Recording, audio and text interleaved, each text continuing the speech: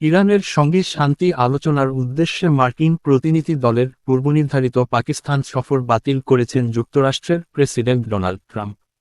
Washington ডিসির স্থানীয় সময় আজ শনিবার সকালে তিনি মার্কিন সংবাদমাধ্যম ফক্স নিউজকে জানান, দূত স্টিভ উইটকফ এবং জ্যারেড কুশনার আলোচনার জন্য আর পাকিস্তানের যাচ্ছেন না।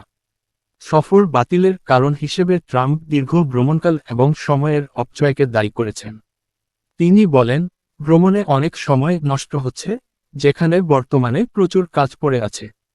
কোনো সুনির্দিষ্ট ফলাফল ছাড়া 18 ঘন্টার দীর্ঘ পথ পাড়ি দিয়ে বসে থাকার মতো সময় আমাদের নেই।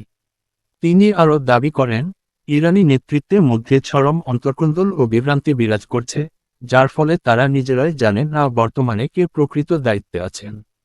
পরবর্তীতে মার্কিন সংবাদমাধ্যম ফক্স নিউজকে দেওয়া এক সাক্ষাৎকারে ট্রাম্প কঠোর অবস্থান ব্যক্ত করে বলেন, আলোচনার সব চাবিকাঠি বা কার্ড এখন যুক্তরাষ্ট্রের হাতে।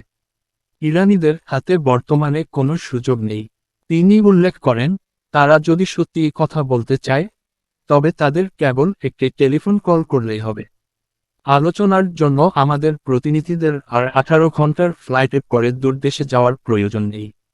এদিকে ইরানের পররাষ্ট্রমন্ত্রী আব্বাস আরাঘচির নেতৃত্বে একটি প্রতিনিধি দল ইতোমধ্যে ইসলামাবাদ সফর শেষ করে পাকিস্তান ত্যাগ করেছে। সফরকালে তারা পাকিস্তানের প্রধানমন্ত্রী শেহবাজ শরীফ এবং সেনাপ্রধান ও ফিল্ড মার্শাল অসীম মুনি সহ উচ্চপদস্থ কর্মকর্তাদের সঙ্গে আঞ্চলিক নিরাপত্তা ও দ্বিপাক্ষিক স্বার্থসংশ্লিষ্ট বিষয়ে দফায় দফায় বৈঠক করেন। বৈঠকের পর শেহবাজ শরীফ এক বার্তায় ইরানের পররাষ্ট্রমন্ত্রীর সঙ্গে আলোচনাকে ফলপ্রসূ ও আন্তরিক বলে অভিহিত করেছেন।